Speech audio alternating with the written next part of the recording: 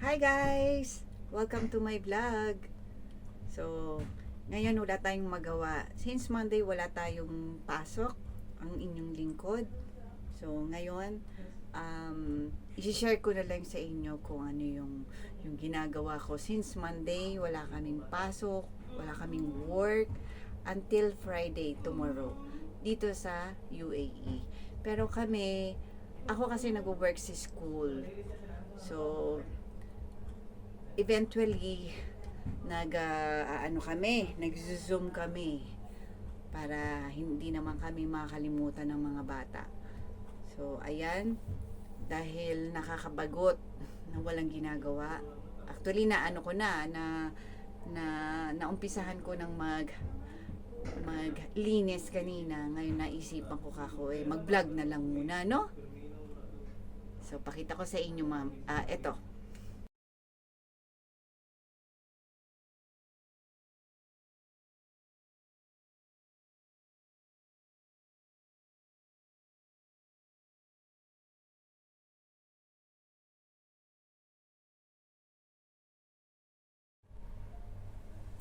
So, ito yung ginagawa natin.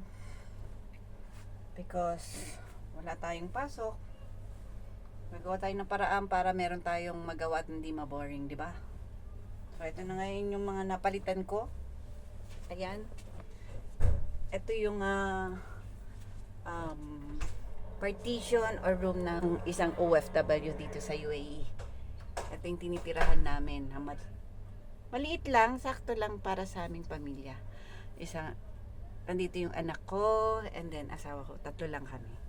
So ayan, magwa-washing na rin ako, maglilinis ako. Actually ito na yung nagawa ko sa room ng aking anak or bed niya.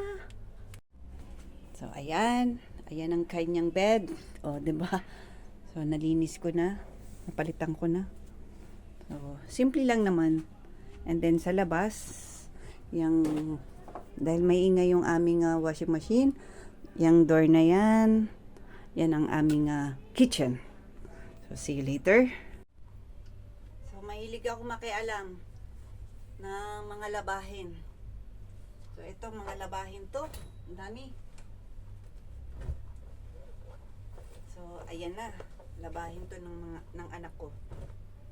Dahil nakapagpalit na ako ng covers, bedsheet, and pillow covers. Ayan. Ang susunod ko naman ang labahan ng aking anak, 'di ba? Swerte. Simple lang ang aming room, medyo makalat kasi wala naman kaming cabinet dito na simpleng katulad ng nasa Pilipinas. May cabinet, may kumbaga naka-hide lahat. Dito, ang pinaka-patungan namin is double deck. Yun ang lagay namin ng mga gamit. So, kung makikita nyo, as you can see, may sabit dito, may ano doon, ganyan-ganyan. So, anyway, ito ang life ng abroad. We're here in Dubai. Diba? So, okay lang. Okay lang. Basta safe kami, okay kami dito, at ang gobyerno ng Dubai or UAE, talagang protected kami dito. And then, pakita ko sa inyo kung ano naman ang susunod kong gagawin uli. Okay?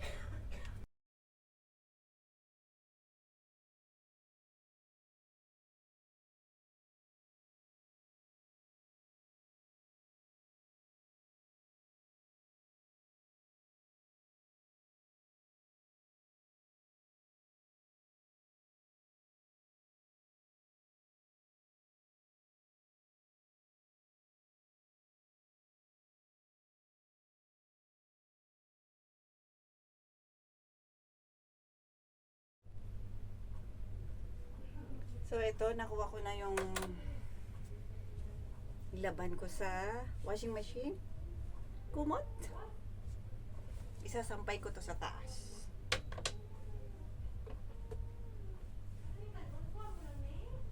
Lahat ng covers and blankets. Nilaban ko na. Kita nyo naman. Ang kurtina namin dito. Instead na cover ng bed, ayan. ginawang kortina. Eh, hindi naman na ginagamit. Kaya, instead bumili ng bago, yan ang parang pakinabangan, di ba? Hindi lahat ng bagay binibili. Kasi napakahirap ng buhay dito. Hindi lahat binibili.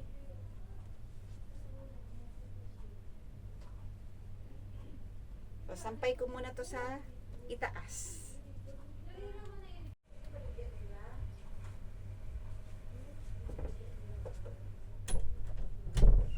Kasasampay ko pa lang ng hinango ko yung blanket. So, napagod ako. Kasi nasa rooftop yun eh. So, anyway, eto nga, magkwentuhan muna tayo. Kasi wala akong masabi. Wala akong may vlog na bago. Pero at least continuous pa rin yung aking mga supporters. Kumbaga, nag-review sa akin, di ba? So, anyway, babalikan ko kayo. At hahanguin ko lang yung niluluto ko. Okay?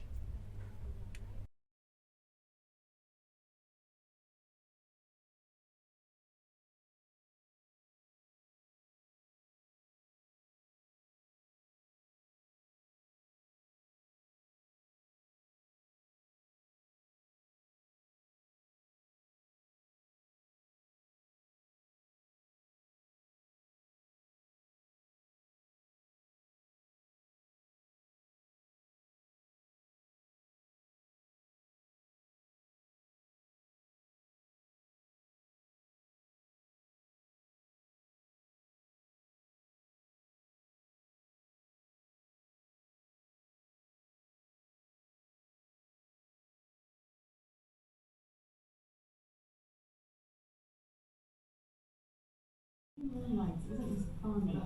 Please check its network connection and power supply. Walang magawa. Nood muna tayo, no? Samahan nyo akong manood. Kay Sir Gerby. Sir Gervin!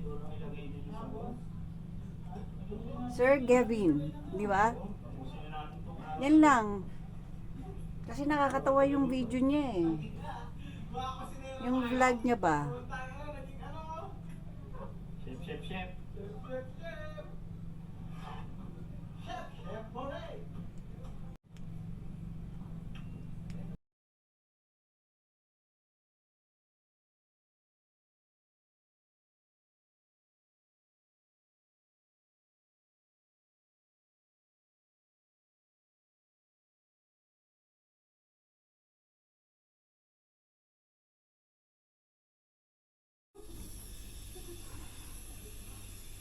Nakakatamad. Di ba? Ah, Do you think I pwede tayong mag-exercise dito, no? Dito sa loob ng room namin. Humble room, di ba? Sobrang liit. So, okay lang. Makakapag-exercise ka naman dahil maliit lang naman yung katawan ko. Hindi naman ganun kalaki. Di ba? Hindi naman ako doble o tripleng katawan na meron. Yan lang. Naboboard na ako. Kaya nanonood na ako. Habang naglalaba. Di ba? O, di ba? Narinig niyo yun? Nagka-crack na yung bones ko. Nanonood ba kayo nito? Itong pinanonood ko. So, yan ang madalas sa pinanonood naming pamilya. Parang wala lang. Nag-start sila sa pagbablog na napakasimple lang. Na walang-wala sila. Tapos ngayon, ang ganda-ganda na ng buhay nila. Kaya kapag may sipag sa pagbablog at pagtsatsaga at tiis, ayan, may nilaga. Ang tinitikman nila ngayon ay nilaga. Ang dami na nilang sasakyan, ang dami na nilang maganda na yung buhay nila, ganyan. So kung sino man ang sumusubaybay or sumusuport kay Sir Gervin. Ayan, ang ganda. Maganda siya, maganda.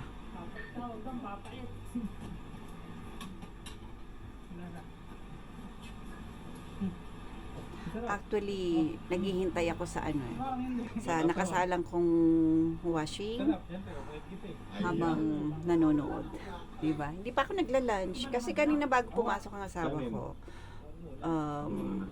kumain kami. So, hindi pa ako nagugutom. Siguro later, magluluto ako ng pansit. Konti lang.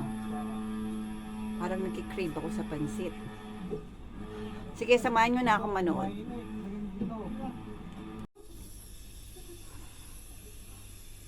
Nakakatamad. Di ba? Do you think pwede tayong mag-exercise dito, no? Dito sa loob ng room namin. Humble room, di ba? Sobrang liit. So, okay lang. Makakapag-exercise ka naman dahil maliit lang naman yung katawan ko. Hindi naman ganun kalaki. Di ba? Hindi naman ako doble o tripleng katawan na meron. Yan lang. Naboboard na ako, kaya nanonood na ako. Habang naglalaba. Di ba? O, di ba? Narinig niyo yun? Nagka-crack na yung bones ko. Nanonood ba kayo nito? Itong pinanonood ko. So, yan ang madalas sa pinanonood naming pamilya. Parang wala lang. Nag-start sila sa pagbablog na napakasimple lang. Na walang-wala sila. Tapos ngayon, ang ganda-ganda na ng buhay nila. Kaya kapag may sipag sa pagbablog at pagtsatsaga at tiis, ayan, may nilaga. Ang tinitikman nila ngayon ay nilaga. Ang dami na nilang sasakyan, ang dami na nilang maganda na yung buhay nila, ganyan. So kung sino man ang sumusubaybay or sumusuport kay Sir Gervin, ayan, ang ganda. Maganda siya, maganda.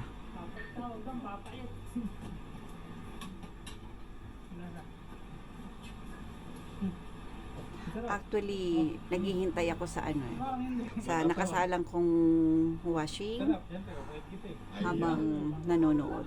Diba? Hindi pa ako nagla-lunch kasi kanina bago pumasok ang asawa ko, kumain kami. So, hindi pa ako nagugutom. Siguro later, magluluto ako ng pansit. Konti lang. Parang nagkikrave ako sa pansit. Sige, samahan nyo na ako manood.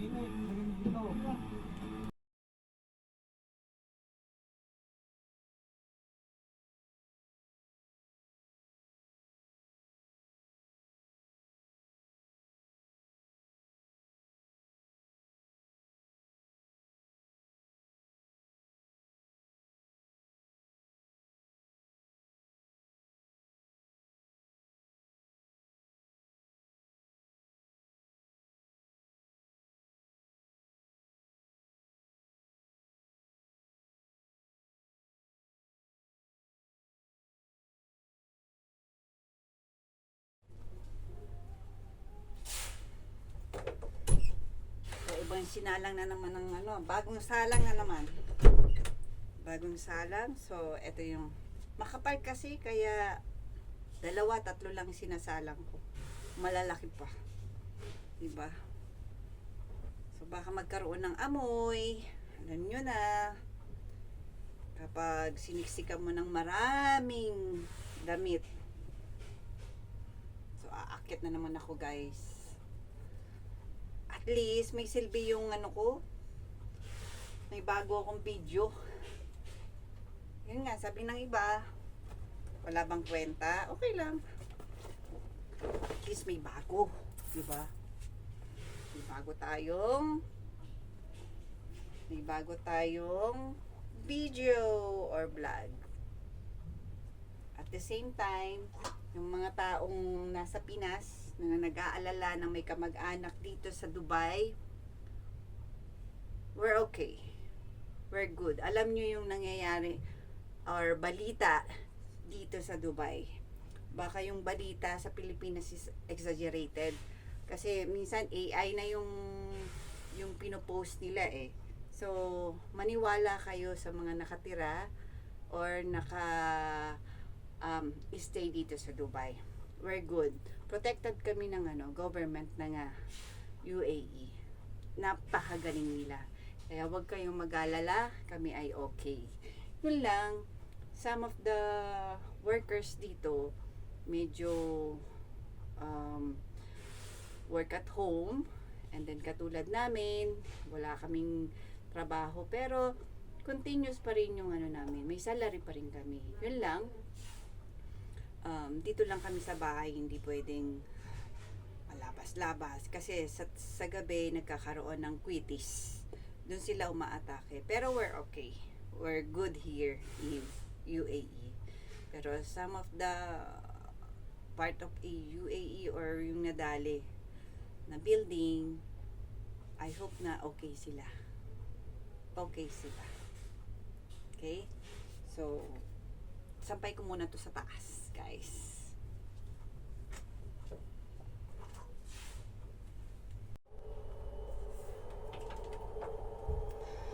Hello!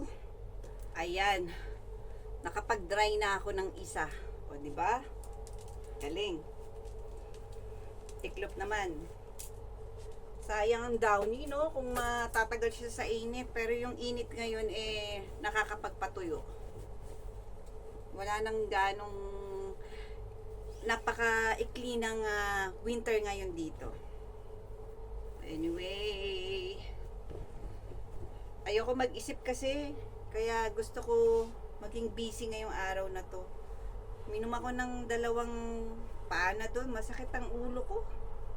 Kakaisip siguro. So, kaya ito ang ginawa ko. Puro laba. Kahit hindi na namin gamit, kahit hindi ko nalabahan, hindi namin labahan mag-asawa, ayan, nadamay na yung labahin ng aking anak. Kaya swerte, pag day off niya, wala na siyang lalaban o wala na siyang gagawin kundi nakahiga na lang sa malinis na bedsheet. O, diba? Sa malinis na higaan. Diba? So, anyway, let's see again kung ano na naman ang gagawin ng inyong lingkod.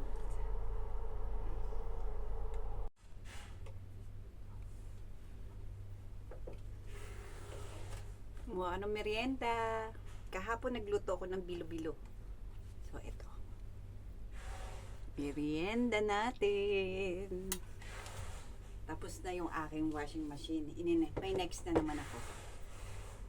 This. This. Wait.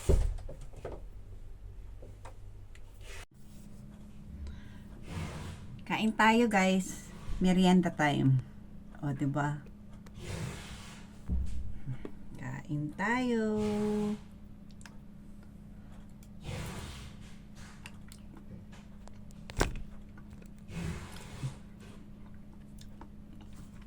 While watching and also while washing. Diba?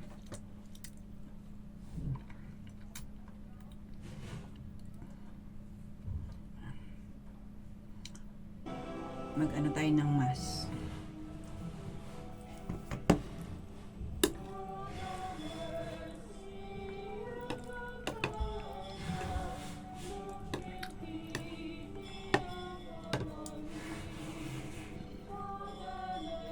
Naman ang ating puso ay inggit at galit. Sa mga pagkakataon na kung saan hindi natin nakita ang pagpapala, ang pagmamahal, ang kabutihan ng Diyos sa atin, gitna ng napakarami nating atraso sa Kanya, gitna ng napakarami nating pagkukulang sa Kanya. Kapatid,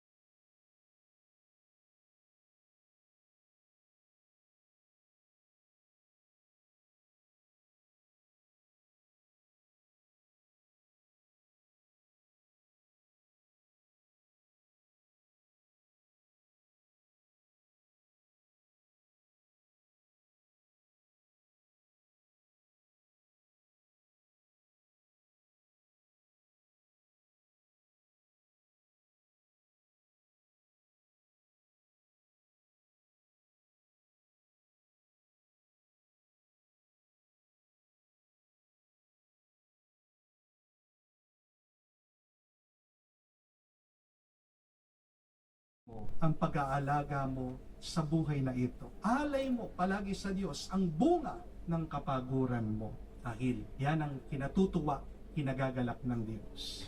Pag nakikita niya, hindi mo sinasayang ang iyong buhay at panahon sa masama, mas babasbasan ka pa niya, mas pagpapalain ka pa niya, at ikaw ay iuuwi niya sa buhay na walang hanggan. Amen. Tumayo po tayo, alay po natin sa Diyos ang ating mga dasal at panalangin. Ating sabihin, Panginoon, dinggin mo kami. Panginoon, dinggin mo kami. Ang Santo Papa naway makatanggap ng liwanag, lakas, at tulong sa kanyang pag-akay sa simbahan sa mga panahong ito ng kahirapan. Hanggang dito na lang po. At ako'y pagod na, nakapagmerienda na, nakapagtanig ng live mass. So, thank you sa inyong panonood and see you in my next vlog. Bye! Arat na!